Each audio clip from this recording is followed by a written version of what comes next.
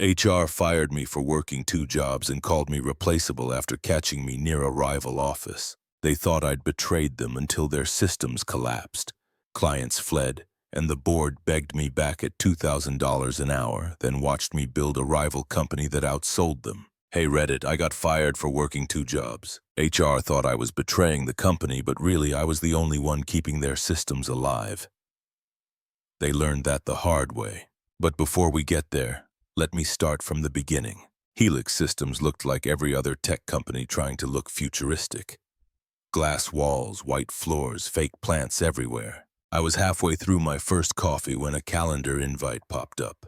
Clarification meeting. Dorian Hale. No context, just 15 minutes from now. Never a good sign. I walked into the small conference room. Dorian Hale from HR was already there, sitting at the head of the table with his fake, calm face. Nova Train from compliance sat beside him, laptop open, fingers ready. Neither smiled for real. It was that tight, fake kind of smile people use when they think they're in charge. "Morning, Aaron," Dorian started, doing the fake, polite tone. "We've had some concerns brought to our attention." I just nodded, waiting. I've learned silence makes people like him nervous. He turned his tablet around, a blurry photo of me outside the Veritas Dynamics building last Friday. Hoodie, laptop bag, my face half turned. Definitely me. "We've confirmed this is you," Nova said, tone clipped. "Can you explain why you were entering a competitor's office?" "Sure," I said. "They asked for a short consulting session, non-competitive work, weekends only, totally above board." Dorian leaned back in his chair, doing that HR power pose thing. "Our policy doesn't allow outside employment that might conflict with Helix interests. Even the appearance of conflict is unacceptable." He loved that phrase. Appearance of conflict. It meant he didn't need proof, just vibes. "That phrase isn't in the policy I signed," I said. "I've got the PDF and its last modified date." "You're lucky we don't press charges," he added. "This could fall under intellectual property exposure." I could feel the heat in my neck, but I kept my tone even. "I didn't copy anything. I didn't even use company equipment." He ignored that completely. "You've been here what, 3 years? You're good, Aaron, but you're replaceable. Brand loyalty matters. Maybe you've lost sight of that." That word replaceable always comes before a mistake. I couldn't help myself. "If I'm replaceable," I said, leaning forward a little, "try running authentication without me for a week." Nova stopped typing. Dorian blinked. The smirk slipped. He picked up a folder and slid a paper across the table. "Your employment is terminated effective immediately. You'll be paid out for unused vacation. You can appeal through the usual channels." "Right," I said, signing without hesitation. No yelling, no begging. If this was the game, they could have it. Dorian called security. "They'll escort you to collect your things." "Great service," I said. The guard who showed up looked more uncomfortable than I was. We walked through the open office quietly. People tried not to look, but I could feel every set of eyes following. My desk was the same mess as always. One monitor with too many tabs open, a cactus that somehow stayed alive. My notebook full of diagrams and a chipped mug that said, "No root access for you." I dropped the mug into my backpack, closed the notebook and grabbed my hoodie, leaving the cactus perched on the corner. Nico, the junior contract engineer sitting nearby, looked up from his screen. "What happened?" he whispered. "Don't worry about it," I said. "Just keep your backups up to date. Trust me." He looked confused, maybe scared. I didn't stop to explain. Security waited by the elevator. As the doors closed, I caught a reflection of the office behind me.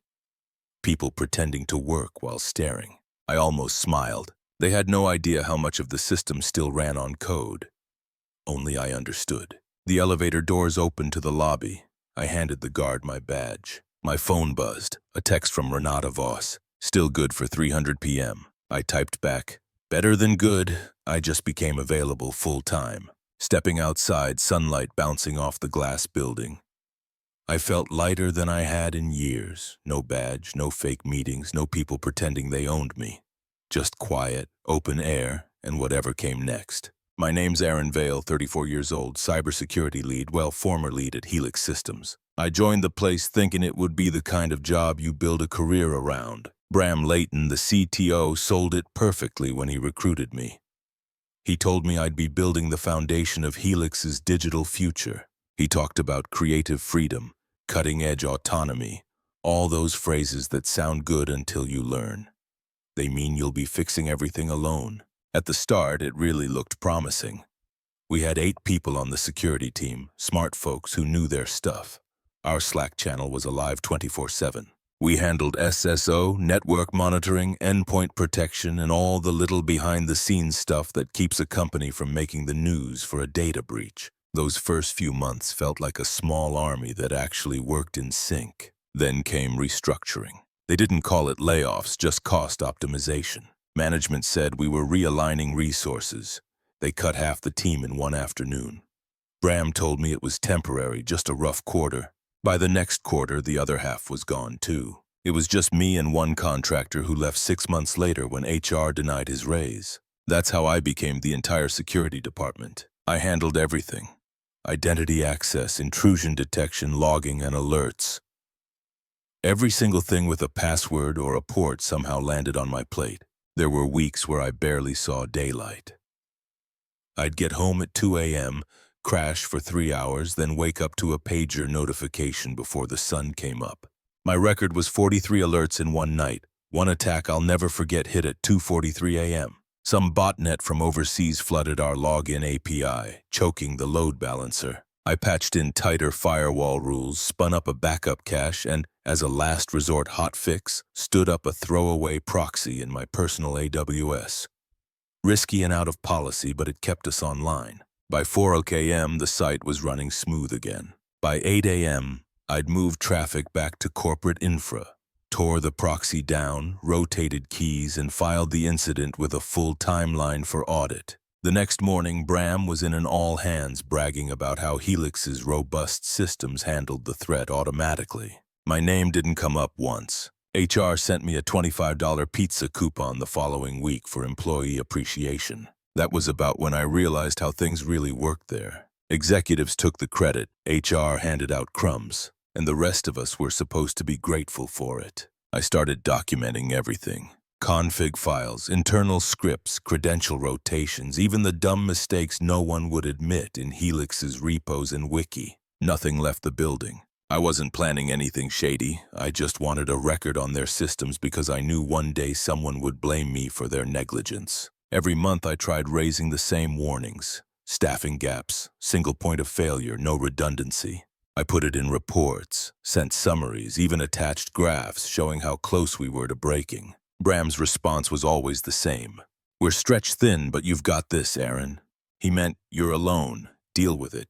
At some point, the job stopped being about growth or challenge. It became survival. I worked because if I didn't, the company would probably fall apart. It wasn't even about loyalty anymore. I just hated sloppy systems.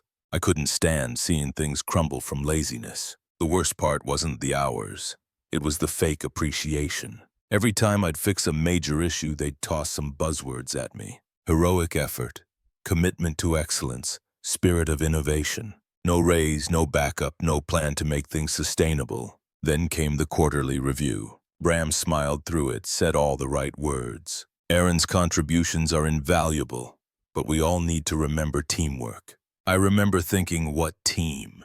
It was just me. I realized something else during those long nights. Helix didn't really want a department. They wanted a shield, someone they could point to and say, "We're covered."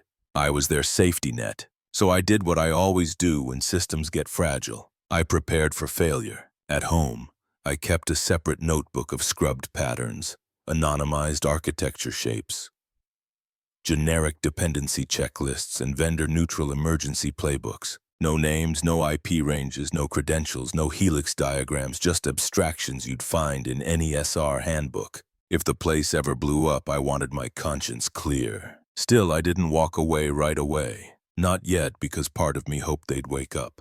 Maybe Bram would finally see the risk. Maybe they'd hire help. But they didn't. Instead, they cut the budget again. By then, even the cleaning crew knew me as the guy who never leaves. I wasn't vengeful, just done. Done arguing, done trying to fix a culture that thought pizza coupons were equal to respect. When HR called me in for that clarification meeting, I knew exactly how it would end. What they didn't know was that they were firing the only thing holding their digital empire together. They'd learned soon enough. Back then, before the firing and the glass-walled ambush, things at Helix were already starting to rot. Everyone pretended to be busy while the same 2 or 3 of us actually kept the place running. By the 3rd year, I was clocking 60 hours a week and still covering holes left by departments that no longer existed. That's when I went to a cybersecurity meetup in Chicago. I paid for the trip myself because Helix had temporarily suspended conference travel. It was a small event, cheap hotel ballroom, folding chairs, free coffee that tasted burnt. I gave a short talk on handling incident response with limited resources. Mostly small teams like mine showed up. People just trying to keep systems alive. Afterward, a woman walked up and introduced herself as Renata Voss, head of security at Veritas Dynamics. I'd heard of them, a growing security firm known for clean architecture and good culture. She didn't waste time with flattery. "You did all that work solo?" she asked. "Yeah, company downsized everyone but me." She nodded like she understood too well. "You must have no life." "Pretty much." She laughed, then said, "How do you feel about consulting? Weekends only, non-competitive? We could use a brain like yours." I told her I'd need to check my contract first. She appreciated that. No pushy recruiter energy, just straightforward respect. That night in the hotel, I actually pulled up Helix's HR portal and read the policy. It only restricted outside work if it was directly competitive or detrimental to Helix Systems' interests. Veritas was in security consulting, not SAS products, no conflict. I downloaded the policy PDF and emailed it to myself. No appearance of conflict language anywhere. The last modified timestamp staring right at me. So I said yes. That first weekend, I logged into their sandbox environment. The difference was immediate. Their documentation made sense. Their tickets had actual context, and nobody messaged me at 2 a.m. asking how to reboot a server. It felt strange being treated like a professional again. I started with small things, helping them clean up messy code, setting up automation for certificate renewals, simplifying their monitoring dashboards, the kind of things that prevent disasters later. They listened. That was the part that hit hardest. At Helix, I'd explain a security risk and get ignored. At Veritas, I'd point something out and an engineer would say, "Got it, I'll fix that today." It reminded me why I got into tech in the first place. To solve problems, not babysit incompetence. By the second weekend, Renata added me to their internal Slack channel. She introduced me as the guy who keeps companies alive despite management. It was half a joke, half truth. She ran a tight but fair team, smart people who didn't posture. They debated openly, fixed things fast, and documented everything properly. I helped them streamline their security runbooks into something anyone could follow. No jargon, no fluff, just steps that worked. At home, the contrast was impossible to ignore. During the week, Helix kept sinking into chaos. Everyone acted more nervous than usual. Novatra from compliance suddenly requested a random laptop audit. She said it was part of routine data hygiene, but nobody else got audited. I knew it was targeted. A day later, Dorian Hale from HR sent an email with the subject line, "Friendly reminder about loyalty." It read like a threat wrapped in corporate tone. Lines about commitment to core values and conflicts of interest. I didn't even reply. I kept both worlds separate. Different laptops, different networks, different VPNs. I used a dedicated router at home just for Veritas work. My Helix laptop never touched that connection. Everything was clean, compliant, and provable. The funny part was I wasn't even trying to hide. I was just following their own policies better than they did. Still, I could sense Helix tightening around me. Meetings started happening without invites. Reports I wrote got edited down to sound like I was exaggerating problems. One afternoon, Bram stopped by my desk and said, "You're working too hard, don't burn out on us." It sounded less like concern and more like a warning. Money was getting tight too. Rent had just gone up and the little appreciation bonuses Helix gave didn't cover much. I joked to Nico one night, "Either Helix gives me a raise or Veritas does." He laughed, but there was truth in it. Veritas paid well. Real market rates, not company store gift cards. By the fourth weekend, Renata asked if I could review some of their security processes before an audit. I spent a few hours writing a checklist and a few automation scripts to handle compliance scans. She messaged back, "This is solid. You've saved my team a week." It was strange. I'd done more meaningful work in a few weekends at Veritas than in months at Helix. The last Monday of that month, I came back to the office and felt the shift immediately. People who used to chat with me by the coffee machine went silent when I walked in. Nova's door was half open and I heard her mention my name during a call. Dorian passed me in the hall and said, "Hope you're keeping focused, Aaron." He smiled like it was a joke, but it wasn't. I knew the whispers were starting. Someone must have seen me near the Veritas building or mentioned my name in the wrong place. Still, I didn't change anything. My work was clean, my conscience was clean, and the consulting contract was legitimate. I wasn't stealing or betraying anyone. I was just doing what Helix refused to let me do, work efficiently and get paid fairly. By then, weekends at Veritas felt like a second life. During the week, I was patching holes at a company that didn't value me. On weekends, I was building systems that worked. I didn't realize it yet, but the line between those two worlds was starting to blur.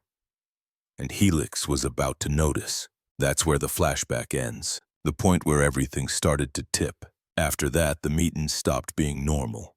The stares got longer and the emails got colder. I didn't know it then, but the countdown to my clarification meeting had already begun. Now, back to the moment after I got terminated and received Renata's text. I didn't walk straight to the parking lot. I stood there for a second, letting the sun burn off the leftover office air from my skin. Across the street, I could still see Helix's big chrome logo reflecting in the glass. 3 years of my life trapped behind that fake shine. The security guard hovered near the door like he wasn't sure if he should follow me. I waved him off. "It's fine, I'm not coming back for the staplers." He gave a small nod and went inside. The city noise hit next. Car horns, people rushing, the smell of food trucks starting lunch early. For the first time in months, I wasn't thinking about alert logs or expireds. I was just a guy on a sidewalk with a backpack, a cactus, and no job. By the time I pulled into the parking lot outside Veritas Dynamics, I'd already flipped the switch in my head. Helix was the past. The Veritas building was smaller. No glass towers or fake plants, just clean lines and practical design. When I walked in, the receptionist smiled for real. "You must be Aaron. Renata is expecting you." Inside, the office didn't hum with fake tension like Helix's. People actually talked, laughed, asked questions. No one pretended. Renata met me in the hallway, tablet in one hand, coffee in the other. "You look lighter," she said. "Got rid of a few pounds of corporate nonsense," I said. She grinned. "Good. Come on, I've got something to show you."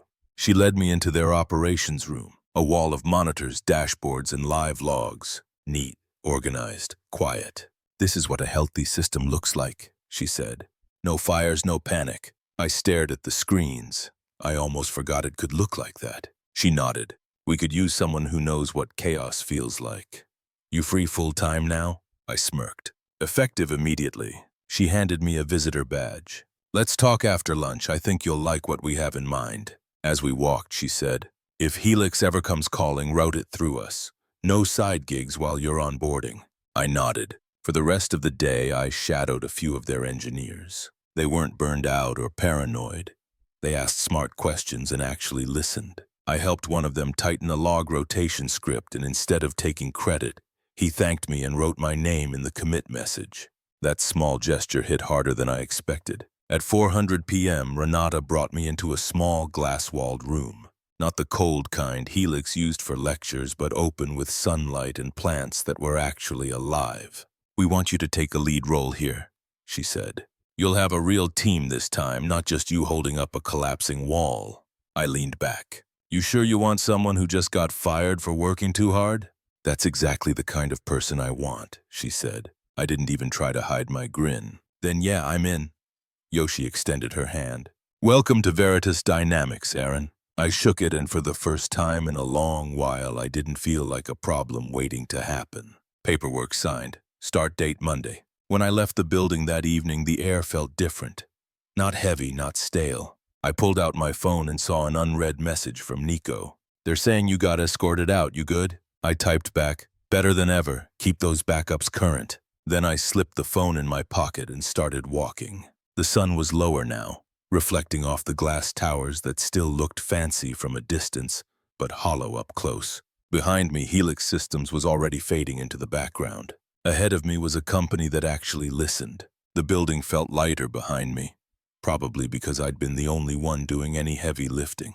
My first week at Veritas Dynamics felt like stepping into a different universe. No fake smiles, no empty all hands about synergy, just real work, organized people, and clean processes. On day one, I sat in a proper onboarding session. They had everything ready.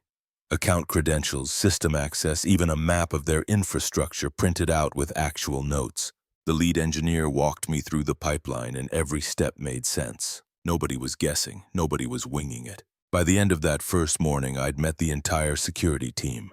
6 people, all sharp. No one asked me to just fix this real quick. They wanted to collaborate. When I suggested a change to their incident workflow, they debated it for 5 minutes, tested it, then pushed it live. That kind of speed without chaos felt unreal. Meanwhile, the other half of my brain still half expected a pager duty ping from Helix Systems. It was weird not having one. For 3 years, silence meant something was broken. At Veritas, silence actually meant things were fine. 2 days in, Renata stopped by my desk. "You're settling in fast," she said. "Yeah," I told her. "Kind of nice working somewhere that documents things before disaster." She smiled. "That's the goal." Around that same time, my phone started buzzing. Not from Veritas, but from old contacts. I ignored the first few until I saw one from Nico. "They said you sabotaged something. Systems are crashing everywhere." I stared at the message. "Victims," I said message, half amused, half annoyed. "Nah, just physics. Entropy's undefeated." He didn't reply. He was probably too busy putting out fires. By Friday of that same week, word had spread. Industry chat rooms were full of people asking what was happening at Helix. Someone posted screenshots of their status page. Red lights everywhere. Expired TL certs, misconfigured DNS entries, login errors spiking. The company that used to brag about robust uptime was now trending for the wrong reasons. I didn't touch a thing on my way out, but I knew exactly how this was unfolding. I'd warned them months ago about those certificate renewals and single points of failure. They ignored me, said my tone was too negative. Now the negative was hitting production. Renata caught me reading a thread about it in the break room. "That your old place?" she asked. "Yep, looks bad." "Yeah, systems don't like neglect," she smirked. "You going to rescue them?" "Sure," I said, "if they can afford me." Later that afternoon, one of our analysts showed me a leaked snippet from a Helix internal chat. Someone had posted, "Who has access to this system?" Another replied, "No one since Aaron left." It was hard not to laugh. By evening, tech news sites picked it up. Helix system suffers major outage. Client access impacted. Stock dipped 15% in a single day. Their PR team pushed a statement blaming a temporary infrastructure misconfiguration. Translation, nobody knew what they were doing. At Veritas, the atmosphere was the opposite. We pushed 3 successful deployments that week. Our monitoring stayed green. Every alert that popped up got triaged within minutes. I started rewriting parts of their internal playbooks to make incident response even cleaner. Renata walked by, reading over my shoulder. "This is good. You're making everyone faster already." I shrugged, just cutting out the dumb steps. "Keep doing that," she said. "You're setting the tone." That night, I got another message from Nico. "They're losing it. People are pointing fingers. Nova's calling emergency meetings non-stop. Dorian sent a memo saying, 'Trust in leadership.'" I said, "Sounds stable." He replied with a single line, "They should have listened." Saturday morning, I stopped by a cafe near my apartment to catch up on the latest updates. Helix's outage was still all over the news. Clients were threatening to pull contracts. Some company insiders had leaked chat screenshots showing chaos in their Slack. Questions like, "Did Aaron ever document this? Where's the failover guide?" By noon, one of the bigger industry blogs ran the headline, "Helix's lone engineer warned leadership for years before exit." They didn't use my full name, but everyone who knew me connected the dots. Renata sent a message. "You seeing this? You just got internet famous." I replied, "Not the kind I asked for." She wrote back, "Relax, it'll blow over or blow up. Either way, we're ready if they call." By Sunday, they did more than call. An unknown number started ringing my phone every few hours. I didn't recognize it, so I ignored it. The next morning, my phone started vibrating before the sun came up. Same unknown number. I almost ignored it again, but curiosity won. "Mr. Vale, this is Victor and Inslee," the voice said, clipped and tense. chairman of the board at Helix Systems. I leaned back in my chair. I figured, you sound like someone used to getting their way. He didn't argue. Our production systems are failing. Clients are threatening to cancel contracts. We're bleeding money by the hour. We need your help. Name your price. I let the pause hang just long enough to make him sweat. $2,000 an hour, I said. 6-hour minimum paid in advance. I work remote, limited access, nothing long-term. He exhaled. Fine, anything else? Yeah. You're going to post a written apology internally admitting you mishandled my termination and issue a public statement on your press page and LinkedIn. You'll reinstate severance for the people you dumped this quarter, and you'll hire Nico Alaric full-time with a proper budget and post an internal correction that the appearance of conflict clause wasn't in effect when you fired me. That got him. A sharp breath, then silence. I pictured him pinching the bridge of his nose. We'll agree to all of that, he said finally. Just fix it. Within half an hour, Veritas Legal sent a one-page emergency MSA.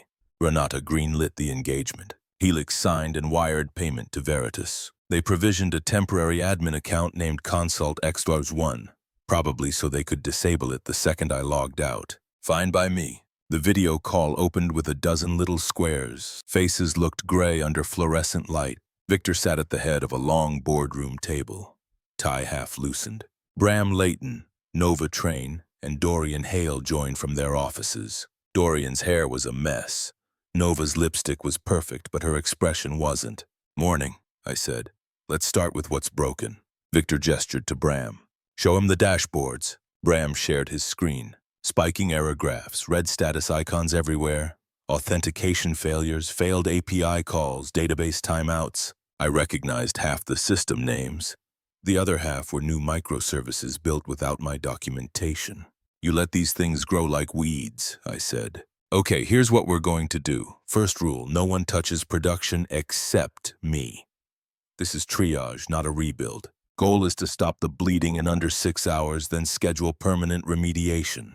Nova jumped in. You don't have authority here anymore. Victor cut her off. He does now. Sit back and let him work. Her jaw tightened. I started methodically, step by step. First, I rebuilt the broken Elasticsearch indexes, compressing old data and restoring rollover policies so logs stopped eating the disks. Then I cleared half a dozen duplicate cron jobs that had been stacking memory leaks for weeks. The error rate dropped within 20 minutes. These were stopgaps with guardrails. Good enough to stabilize, not good enough to forget. I left comments in every script about the temporary assumptions. Bram tried to reclaim control. We were about to try that. Sure you were, I said, after Googling it. He shut up. Next, I fixed their rate-limiting filters on the authentication gateway, patched the cache layer, and rotated the stale TLS certificates. I didn't use shortcuts. I wrote small scripts so anyone could maintain it later. The irony wasn't lost on me. The guy they fired for conflict of interest was now writing their survival manual. Every half hour, I paused to narrate what I'd done and why. This step reduces disk churn. This one cleans the queue backlog. This one makes sure your cron jobs don't overlap. My notes were blunt. I didn't gloat, didn't crack jokes. Efficiency spoke louder than words. Dorian cleared his throat near the end of hour 3. You make this sound easy. It was always easy, I said. You just didn't listen. By hour 4, green lights started popping back onto the dashboards. The help desk queue flattened out. Victor's shoulders lowered for the first time. He unmuted. You're saving us, Mr. Vale. Not really, I said. I'm just doing the job you fired me from. Nova muttered something under her breath. I pretended not to hear. At hour 6, production was stable. Metrics looked normal again. Logins and payments recovered. The fire was out and I'd opened a stack of tickets with owners, dates, and maintenance windows for the permanent fixes. Systems are stable, I said, but you're still fragile. If you want this to stick, you'll need to rebuild your process, not just your code. Victor nodded like a man hearing a sermon. Understood, we'll have a board vote on restructuring it immediately. Do that, I said. And remember, hire people who know what they're doing. Stop measuring loyalty in coffee cups. The call ended quietly. No thanks, no applause, just exhaustion. 15 minutes later, the wire hit Veritas's account. We billed it as an emergency engagement. Finance logged my hours. Another email followed, an internal memo copied to half the company. Subject, statement of acknowledgement. We recognized that the termination of former employee Aaron Vale was mishandled and inconsistent with Helix Systems' values. We thank Mr. Vale for his continued professionalism and assistance in restoring system stability. A public apology, sanitized but real enough. 10 minutes later, the same text went live on Helix's press page in LinkedIn. Right after, I got a message from Nico. They posted the apology. You're trending on the internal chat, half the company's saying you saved them. I smiled, typing back. Congrats on the new job offer. Make sure they give you a budget before you say yes. He sent a thumbs up emoji. I sat back, rubbing my eyes. The quiet in my apartment felt heavy but clean. I checked one last thing. The Helix monitoring dashboard still open on my secondary screen. All green, stable load, nothing screaming for attention. That's what competence buys. Peace and silence. I drafted a final email to Victor. No attachments, no signatures, just one line. You're good for now, but don't mistake survival for security. I hit send and closed the laptop. Outside my window, the morning traffic hummed along. Somewhere across the city, Nova was probably rewriting policy documents to hide her mistakes. Bram was telling the board this had been part of his recovery plan, and Dorian was preparing another empty wellness memo. The entitlement that ruined that company wasn't going away overnight, but at least now their systems wouldn't crash every time someone sneezed. 12 grand for 6 hours of work. Not bad for a guy they called Replaceable. 3 months later, I walked into the new office at Veritas Dynamics and had to stop for a second. The sign on the glass wall read, Fortify Security Consulting Division, my division. 10 people work there now, including Nico, who left Helix to join us. The space looked nothing like Helix's cold corporate maze. This place actually had energy. Whiteboards covered in diagrams, monitors with dashboards that made sense, real plants that weren't made of plastic. Someone had drawn a cartoon version of me on the team board with the caption, Lead Firewall. Morning, boss, one of the engineers said as I walked by. Morning, I replied, and stop calling me that. I just happen to like meetings less than Renata does. That got a laugh. Fortify had grown faster than any of us expected. Clients started lining up almost immediately after the Helix collapse made headlines. Every call started the same way. We don't want to be the next Helix. We didn't even need marketing. The story carried itself. I built the team around one rule. Nobody here was irreplaceable. Everyone documented their work. No single point of failure.